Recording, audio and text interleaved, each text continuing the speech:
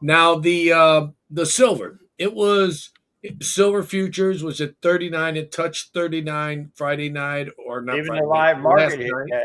that. The live market hit 39 yesterday. Yeah, it hit 39 mid intraday, as they call it. You can look at all of these charts. What do you got to say about all these analytical charts, Mike, Well, that are showing, yeah, these showing us charts what? that you see, a lot of times, yeah, they do kind of help you, but at the same time, not always do we follow them. As we seen yesterday, when some of the bigger companies decided to back down, and when it hit 39, they basically told all their other plants and everything, we're buying at 37. We're not paying over that. Okay, the bottom line is that's about $2 back. So Everybody felt the numbers wasn't right, and I'm gonna tell you, we were even buying at them numbers and a little lower. I offered 36.50 and still got it. And I'm telling you, I'm usually a strong buyer. That market went up way too fast, and look at it today. Now we're back down in the 37s again.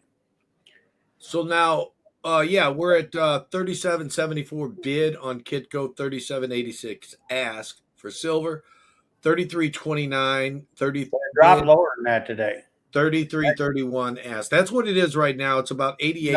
I'm talking about silver went down in the low side of the 37s today. Now, talking about these analytical charts, the charts that people study and pay attention to see where silver's going.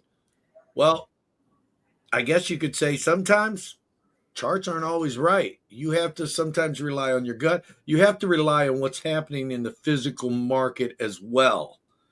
Someone could open their mouth who's got a lot of money and say, "Hey, I want to sell a bunch of silver." What's going to happen? Whether it's going to affect the paper market or not, we don't know, but it's definitely going to affect the physical market, is it not, Mike? Yeah, there just one guy yesterday dumped a little over 100,000 ounces of silver. One person, and they took that low number.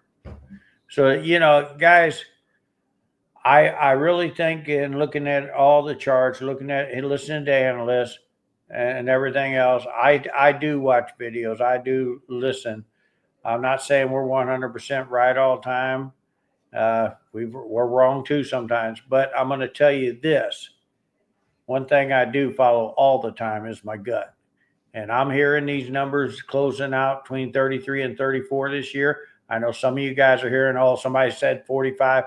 Come on, let's be more realistic. I really think there is a chance for a downfall. So I'm telling people maybe hold off on buying, but don't sell. Now, what we're saying is basically we're not saying do not pay attention to the analytical charts. Definitely continue to pay attention to them, but you got to add a little bit more than just the charts. You have to see what is going on in the market. Let's go back, all the way like 14 years ago to 2011. Gold is sitting at near $2,000. And And that was a high then. some billionaire opens his mouth in I think it was what, about April, and said, I'm going to sell 5,000 contracts of gold. Now, a contract of gold is 100 ounces. Now, he said he's going to sell it. Gold dumps $250 in a single session. And that kind of sporadic move, that big of a jump or dip in this case, they were almost unheard of back then. It didn't go no 15% in one session, which is what it did. Now, everybody, all the wholesalers, we couldn't buy off them at that time because someone opened their mouth. Now, from what I understand, reading the after effects of it, he actually had already sold those gold ounce contracts and rebought them after he opened his mouth. And that is something that the analytic charts cannot tell you is going to happen. So you got to pay attention not just to the charts, but to what is happening in real time, real physical silver and gold. Is that about right? I mean, is that pretty well That say it? that is pretty well on.